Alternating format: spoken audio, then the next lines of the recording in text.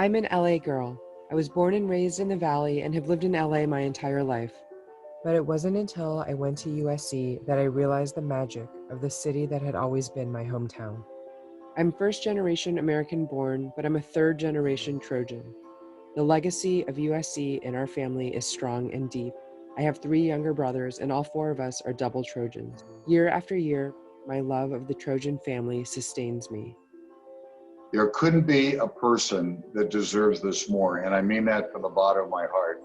She's one of the greatest developers, certainly in the region, if not the country, and also her involvement in higher education as a fellow trustee with me at the University of Southern California. She's this rare combination of somebody who's creative and smart, who's tough and kind, who is courageous and never shy to make her point of view known, and always in the best interest of others.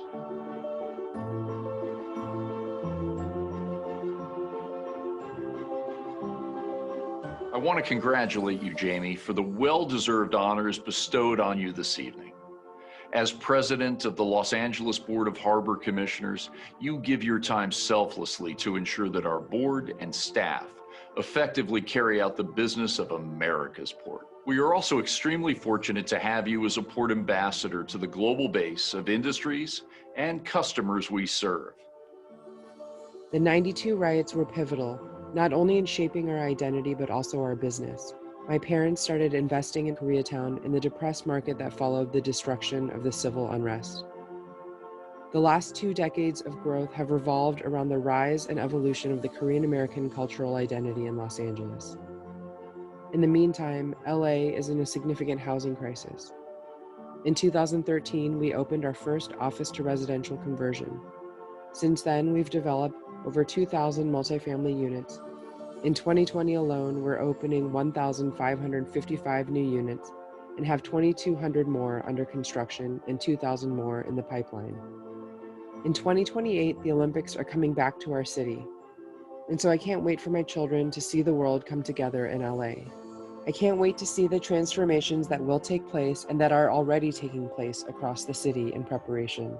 We're an LA family and an LA company. It's what we always will be.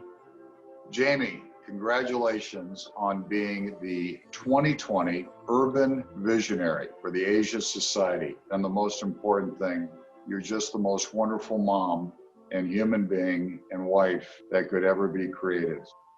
Congratulations. Incredible to see Jaime's journey here in LA and how much of an impact she has had on her home city. Los Angeles is proud to call you one of her own. Here to speak with Jaime on her experiences and dedication to Los Angeles, please welcome a man who was a member of Asia Society's 2006 class of Asia 21, the Asia Pacific's foremost network of young leaders. This is Los Angeles Mayor Eric Garcetti. Well, thank you so much, Kara, and a very good evening to everybody who clearly knows this is much more important than the Lakers or the Emmys. We might be up by 4 points, but I just heard that from a little birdie. And I'm so excited to be with all of you. And I want to thank Gisette and the entire team here, Charlie, Dick, and the entire board globally on such an incredible organization that I've been so proud to be a part of. As was mentioned, Asia 21 Young Leaders, the first class that I was a part of, changed my life. And ever since then, whether it's being part of the advisory board here locally, or whether it's giving time, counsel, or seeking advice from this Pacific century that we are building together, Asia Society has been so important for all of us. And so thank you for the honor of being able to interview a great and dear friend, a fellow of Valley native, somebody who shares so many of the same interests that I have, whether it's developing cities of the future or whether it's giving back to the community that birthed us both. I'm really excited to have this conversation with you, Jaime. So let's jump in. Let me just ask you the first question, a simple one. What did it feel like growing up in this city? You've had business on this side of the hill, and obviously Koreatown has been very important to your family and to the work that you do today, although you're all over the city and beyond in terms of your work. But you grew up in the Valley. What was the Valley like for you, and how did that merge with kind of this Asian city called Los Angeles? It was interesting because I grew up in the Valley in a time where there weren't very many Asian people there. It was largely Jewish. All of our neighbors were Jewish. Even we had neighbors from Israel, but it was still diverse in the sense that our schools were very diverse. So I went to school in the Valley, a little bit on the West Side, and then high school in the Valley again. And those experiences were able to bring together people from all over Los Angeles, every religion, every race, every family composition. And so I felt like I got a great sense of the world, even being from the San Fernando Valley in the 80s, which I feel like was a very pivotal time for the Valley in kind of getting its identity in and of itself. Well, you know, growing up in Los Angeles is kind of like feeling comfortable everywhere in the world. We're always kind of at home someplace else, as well as seeing diversity swirl around us. What was it like kind of being an outsider and an insider? Clearly, as you said, you know, growing up in a neighborhood where not everybody maybe looked like you, but also being deeply tied to not just here, the Korean American community, but back through your parents to Korea itself, and vice versa. How does that kind of inform how you look at the sense of belonging and managing inclusion in a day and age like this? Right. My parents are Korean immigrants who became American doctors. And I think for a lot of people who came in that time, you know, Korean people have been in the US for a very, very long time, but did not have the opportunity to really come en masse, probably until about the late 70s and early 80s. So Korean Americans and Koreans in America are still relatively new in the sense that we're cultivating our identity, we're finding our footing and where we belong in this society. Being in the Valley and sort of sticking out like a sore thumb everywhere I went, it was all about assimilation. And I think the primary tenets of, you know, Korean immigrants is focusing on education and hard work and sticking with family. So I try to focus on those things while trying to assimilate into what we perceived was American culture. Because when you turn on the TV, all you see were white faces or, you know, the one Asian stereotype, whether it was Bruce Lee or Mr. Miyagi, and that was all we really had to go on, was this, you know, sort of striving to be American and to be perceived as American. But growing up, you sort of realize that I can wear suits all I want, I can go to whatever schools I want, but nobody is going to walk up to me and necessarily think that I'm American. I'm still going to have people who approach me in Washington, D.C. and ask me if I speak English. I'm still going to experience, you know, racism or prejudice, whether it's in my career or, you know, just at a bar or something like that. And as I got older, it was more important to learn to own that, to surround myself with, you know, cultural fluency, and to also rely on the sense that all Angelenos have that you talked about, that we're born into this environment where we just appreciate diversity very, very deeply, and wanting to get to know each other and more about each other's cultures, and to just carry that with me through all of the experiences that I've had in LA. So I'm gonna ask you a couple more questions about yourself and then we'll talk about the city. But, you know, I think you've been the first in so many places, the first Asian American woman to serve on the Board of Trustees at USC, is that right? That's right. And, you know, you're serving now in so many, wearing so many different hats, whether it's president of the Port Commission, you must have really impressed a mayor that's served at some point or another, whether it's on the LA 28 committee, which will be bringing the Olympic Games back to Los Angeles, Summer Games for a third time, and the Paralympics for the first time. What's excited you and what's exhausted you about being first? The most exciting thing, I think, to me is when young people come up to me, and I know you're going to laugh at me when I say young people. Well, seriously, when young people, when students, when high schoolers, when people in college and grad school come up to me and say, just to be able to have somebody to look up to, just to see somebody who is doing a position that they would secretly aspire to be and not necessarily think that they could be. Because when I look back, I know that there was certainly no one who was Asian American, or especially Asian American woman, who was in these sort of aspirational positions that I have. And now there certainly are. There are many more people who are in the forefront. So I think that's been the exciting part, was the opportunity for mentorship. I mentor a lot of students at USC, at my high school alma mater, which we share. And I think that connectivity, to be able to see that I'm just living my day-to-day life. The recognitions are wonderful. It's great. That's not why I do the work that I do. But to hear from a young person to say that it's actually making a difference in how they perceive the outcome of their lives is very, very meaningful. The exhausting part is, same with racist remarks or things like that. There's a lot of ageism. I hear a lot of stay in your lane. I hear a lot of things that women of all races hear all the time about knowing your place, not reaching too high or being too aspirational. Those are things that are exhausting. They should be put to bed. And I think people just need to put their heads down and do their own work and see where they end up. So in your professional capacity, for instance, the work that you do unpaid but very powerfully as the president of the board of port commissioners, you've gone overseas and represented Los Angeles in Asia as an Asian American woman. What kind of feelings do you have going back to maybe the country your parents came from or other Asian countries and being able to represent the face of Los Angeles and be an American, be an Angelino, and be able to push that work? And what have you learned from representing LA in Asia? It's funny because there are a lot of stereotypes that American Asians hold about Asians in Asia, particularly in the business sense and how welcoming or accepting they are of women in powerful positions. So I go a little bit guarded when I do go.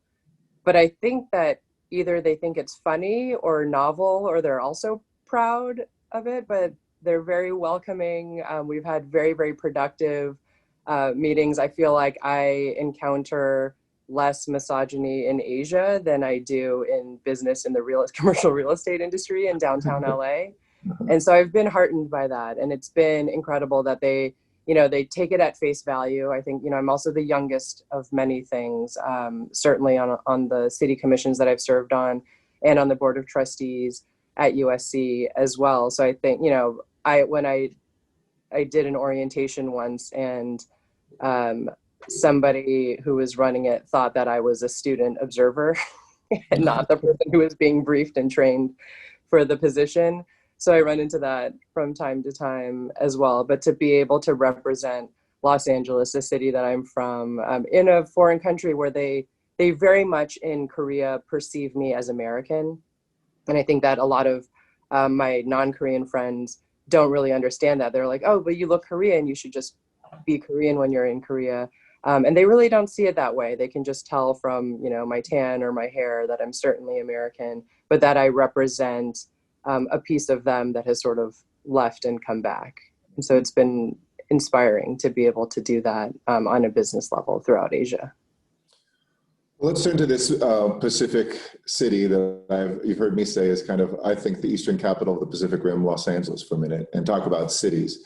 Your family obviously have bet big on cities and the urban cores of cities, the often overlooked urban cores a couple decades ago, coming out of the unrest of 1992, for instance, a very traumatic moment as it showed in the video. More recently, though, you've moved and built on to commercial and retail investments, the residential work that you're doing now.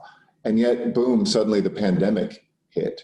And some people are saying, look, in New York, people are moving out and prices are going down. Cities are dead. Retail, this is just accelerating what was already happening. What do you see the future of cities? And more specifically, a city like Los Angeles? How do we continue to be economically vibrant, make the investments? And what does the city look like in your eyes when your children are your age? The riots in '92 were interesting because I was fairly young when they were going on. I grew up in the Valley, but my mom and my grandfather and my uncle had their medical and dental practices here in Koreatown. And we certainly, there was a curfew, we couldn't go out. It was a very, very difficult and scarring time in the psyche of Korean America. Back then, it was very much perceived that law enforcement had drawn a line in the sand, essentially at Hancock Park, and said, we'll let it come up to here. And so, vast scores of Korean immigrant-owned businesses were destroyed, buildings were looted, burned down. I didn't think that I would see anything like that again.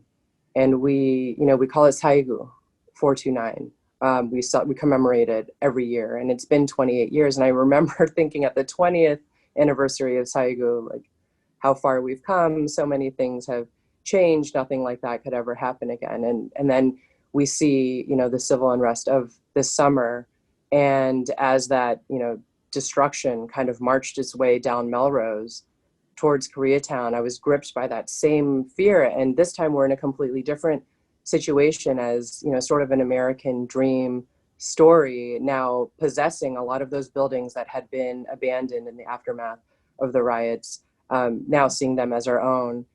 And this time the National Guard did step in. We did have some looting and some destruction, but largely unscathed.